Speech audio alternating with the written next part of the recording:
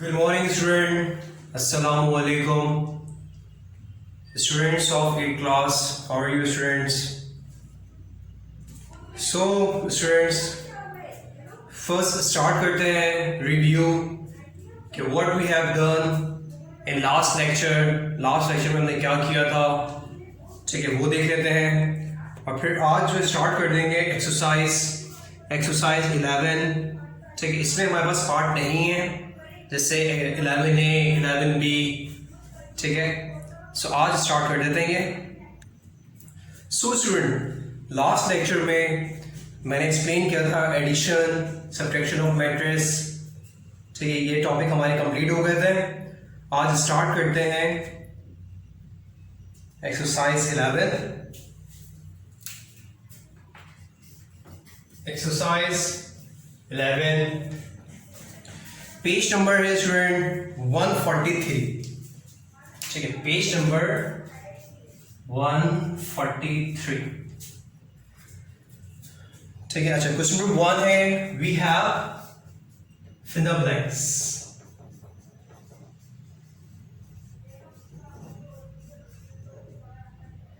ठीक है, first part क्या है इसका?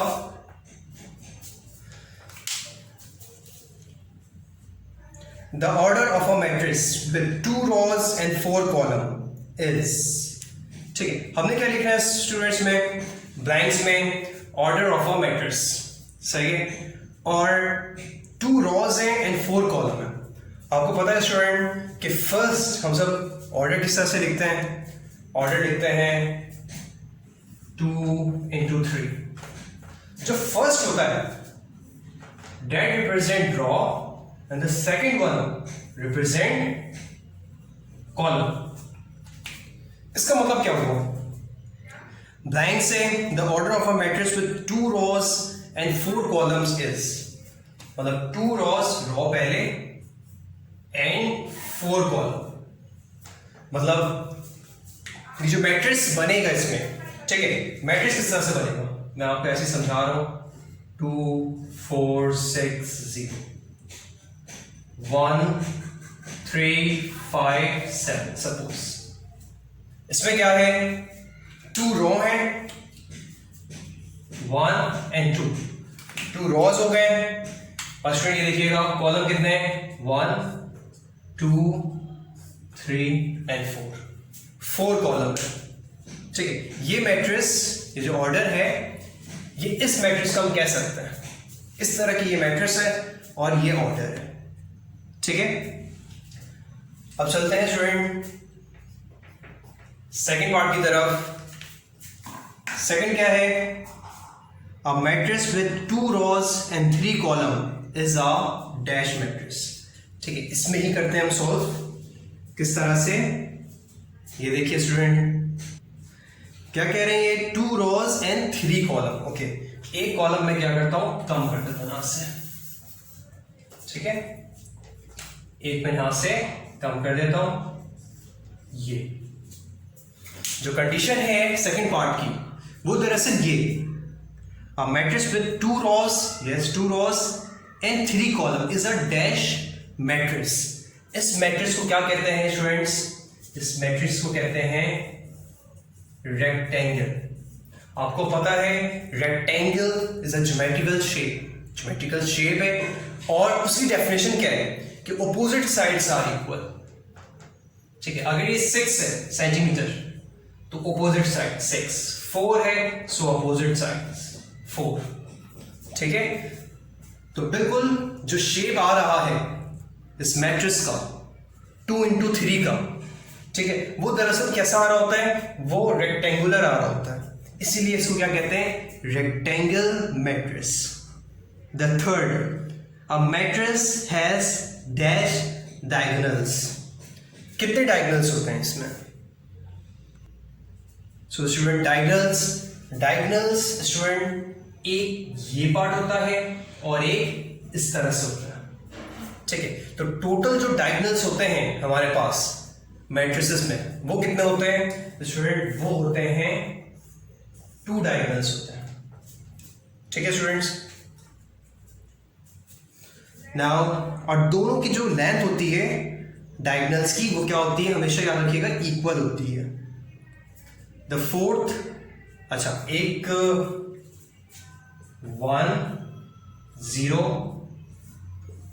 इस तरह से ये इन्होंने मैट्रिक्स दिया है और बताया, पूछा है matrix is a dash matrix, इन्होंने ये दिया हुआ है और उसके बाद लिखा हुआ है इज अ डैश मैट्रिक्स।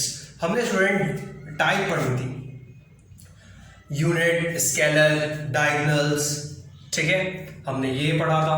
अच्छा 1 और 1, अगर 1 और 1 आ जाए, याद होगा स्टूडेंट कि उस कंडीशन में, ठीक है, अगर यहां पर 1 और 1 डिफरेंट वैल्यूज है, फिर सेम वैल्यूज होती है, स्केलर कहते हैं, एक को डायगोनल्स कहते हैं, और अगर 1 और 1 आ जाए तो 1 को कहा जाता है वैसे ही क्या, यूनिट। सो ये जो टाइप है ये दरअसल क्या है, यूनिट मैट्रिक्स है। Now the fifth blanks the quantities in a matrix are called. अच्छा इसके अंदर जो क्वांटिटी है, जैसे यहां पर 1 है, यहां पर 0 है, यहां पर 0 है, यहां पर 1 है, इस क्वांटिटी को क्या कहते हैं, ठीक है, इनका सवाल का मतलब ये है the quantities in a matrix are called, the quantities in a matrix are called element, ठीक है। 1 0 0 1 are the element of this matrix. 2 4 6 1 3 5 are the matrix, are the element of this matrix. Element है इस matrix के, ठीक है। Okay student, उसके बाद हमारे पास है stage question number 2. So we have completed question number 1, that is fill the blanks. Fill the blanks student हम कर चुके हैं complete. Now move towards question number 2. State whether the following are true or false. True and false है, तो student true and false मैं आप लोग को होमवर्क दे रहा हूँ, ठीक है। Question number 2 true and false वो होमवर्क है, ठीक है। 5 ट्रू एंड फॉल्स है, तो वो आप लोग सॉल्व कीजिए. Now move towards question number 3, ठीक है। क्वेश्चन नंबर 3 की तरफ चलते हैं और ये मैं मिटा देता हूं. Then I will read question number 3. Write the order of these matrices. सिर्फ और सिर्फ हमने क्या करना है, मैट्रिसेस हैं गिवन और उसके ऑर्डर लिखना है. Okay, question number 3. ठीक, मेरे पास कितने पार्ट हैं, 1 2 3 4. ओके, 4 है, मैं आपको 3 करवा देता हूं. Okay, suppose first one, A is a matrix. The element of the matrix is 1/2, then 25/5. Then we have 2/2x, 16/8y. ठीक है, हमारे पास कुछ ऐसी कंडीशन है. ठीक है स्टूडेंट्स, अब हम किस तरह से करेंगे. सबसे फर्स्ट सॉल्यूशन. ओके, देखिए फर्स्ट स्टेप में ये कर देते हैं कि अगर ये चीज सॉल्व हो रही है तो सॉल्व कर देता है. 1/2 फर्दर, इसको मैं और लॉन्ग कर देता हूं. 1/2 फर्दर सॉल्व नहीं कर सकते. Now this side 2/2. ठीक है, बिल्कुल कैसे कर सकते हैं.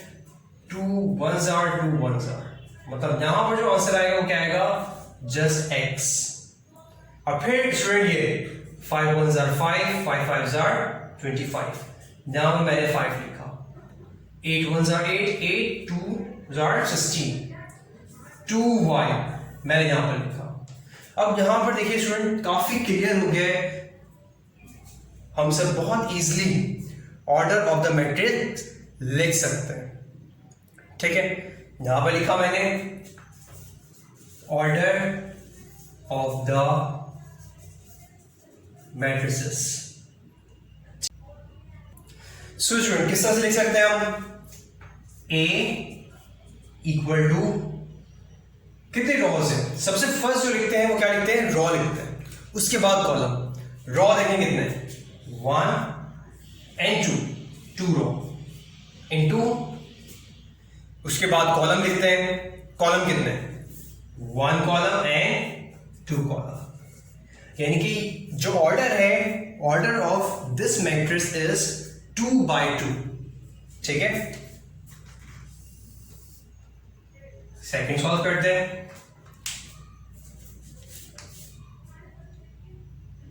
सेकंड है b equal to 30, 3/5 plus 9/7, then 2 plus 6। ठीक है, हमारे पास कुछ इस तरह से कंडीशन है। ठीक है, बी में। अच्छा, बी में भी लिखा मैंने सॉल्यूशन। ओके, और उसके बाद b इक्वल टू 30। ठीक है स्टूडेंट्स। अच्छा, यहां पर हम क्या कर सकते हैं? हम सॉल्व कर सकते हैं। ठीक है, सॉल्व कर लें, ज्यादा बेहतर है। रफ कॉलम में मैंने इसको, आपको पता है फ्रैक्शनल वैल्यू है, फ्रैक्शनल वैल्यू को हमेशा क्या करते हैं? सॉल्व करते हैं। ठीक है, किस तरह सॉल्व करूंगा स्टूडेंट? जैसे फर्स्ट करें 7 multiply by 5, 35। 3 as it is आ जाता है। ठीक है, read the table of 5 until it comes 35। 5 7s are okay, 9 as it is। उसके बाद 7 है अपॉन में, डिनोमिनेटर में 7 है। Read the table of 7 until it comes 35। 7 5s are 35। Okay, यहां पर 2 plus 6, यहां पर मैं लिख सकता हूं, बल्कि 8 लिख देता हूं डायरेक्ट। ठीक, डायरेक्ट मैंने 8 लिख दिया। 2 plus 6 8। उसको सॉल्व कर लेते हैं। b 30, 7 3 multiplied by 7 is 7 multiplied by 3, we get the same answer 21 plus 9 5s are 45 upon 35। ठीक है students, now we have 8 here। ठीक है, अब सॉल्व कर लेते हैं। b equal to 30, 45 plus 21, we get the answer 66 and 8। देखिए अब बिल्कुल क्लियर है आपको। मैंने जो 2 स्टेप सॉल्व किए हैं, ठीक है, ये स्टेप और ये स्टेप, इन दोनों स्टेप में सॉल्यूशन के बाद हमारे पास जो आंसर आया है बी का, वो ये आया है। इससे स्टूडेंट बिल्कुल क्लियर हो रहा है कि ऑर्डर ऑफ द मैट्रिक्स क्या है। ठीक है, हम इस तरह से लिख सकते हैं। ऑर्डर लिखा आपने नीचे, order B equal to, first क्या लिखते हैं? फर्स्ट लिखते हैं हम सब रॉ। रॉ कितने हैं इसमें? 1 2 3 रॉ इंटू कॉलम कितने हैं? जस्ट 1। यानी कि order of the matrix B is 3/1। ठीक है स्टूडेंट, ये चीज समझ आ गई? ठीक है। अच्छा, ये बहुत इंपॉर्टेंट है, मैं आपको बता दूं कि आप मैंने सॉल्व क्यों किया है। सॉल्व करने का मतलब ये, यहां पर आप कंफ्यूज हो गए। ठीक है, ये अलग लग रहा आपको कॉलम, ये अलग लग सकता है, तो मैंने क्या किया, इसको सॉल्व कर दिया। जब मैंने सॉल्व किया 2 स्टेप में, तो थर्ड स्टेप में इसका आंसर आ गया, और जिस कंडीशन में आंसर है, ठीक है, सो वो easily we can identify the number of rows and number of columns. ठीक है, जैसे सी है, सी में सॉल्यूशन की नीड नहीं है। ठीक है, सी में है जे के एन एल, जे के एन एल। ठीक है, सॉल्यूशन स्टूडेंट एक बार ऐसे लिखते हैं, सी इक्वल टू जे के एन एल। ओके, नाउ मैं लिख सकता हूं order, C equal to first student row, row just one row है, इंटू कॉलम कितने हैं, 1 2 3, यानी कि टोटली अपोजिट है सेकंड पार्ट के। सेकंड पार्ट का स्टूडेंट जो आंसर आ रहा है वो आ रहा है 3/1। ओके, और जो सी पार्ट का आंसर आ रहा है वो आ रहा है 1/3। ठीक है, टोटली अपोजिट है। ठीक है, यहां पर स्टूडेंट सेकंड पार्ट पे आप देख सकते हैं, सेकंड पार्ट पे हमारे पास 3 रोज है, यहां पर जस्ट 1 रो है, यहां पर 1 कॉलम है और यहां पर 3 कॉलम है। ठीक है, सो स्टूडेंट्स एक होमवर्क क्या है, थर्ड का D part, just 1 part, 3 part students मैंने आप लोगों को सॉल्व करवा दिया।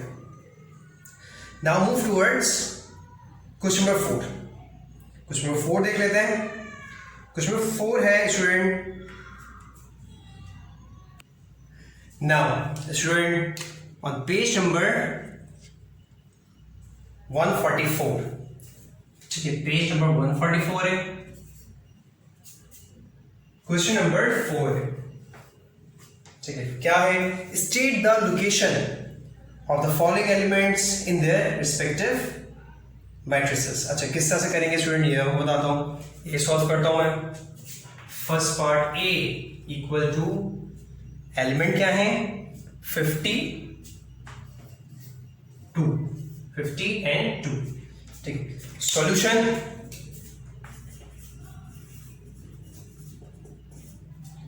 ठीक है, सवाल क्या है, state the location of the following element, location of the element, location of the element in the matrix. मैंने ये लिखा, location of the element in the matrices. ठीक है, लोकेशन क्या है, ए 50 की जगह मैं क्या लिख सकता हूं, A 1 1, ये 1 शो कर रहा है first raw first column. Okay, ये 2 क्या शो कर रहा है, 2 शो कर रहा है student second row first column, ये है लोकेशन। ठीक है, 50 फर्स्ट रॉ फर्स्ट कॉलम, 1 1 1 लिखा मैंने, 2 सेकेंड रॉ, आपको पता है रॉ पहले लिखते हैं, second row first column, second raw और फर्स्ट कॉलम में ये। ठीक है, मैं ऐसे करता हूं, सेकेंड पार्ट भी मैं सॉल्व करता हूं। Okay, second B equal to A B C D E F, A B C D E F। ठीक है, स्टूडेंट इससे और ज्यादा क्लियर होगा। ठीक है, ये concept location, find out the location of the element in the given matrix. Solution,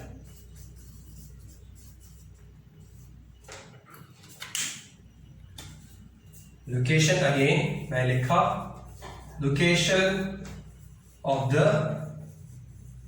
element in the matrix,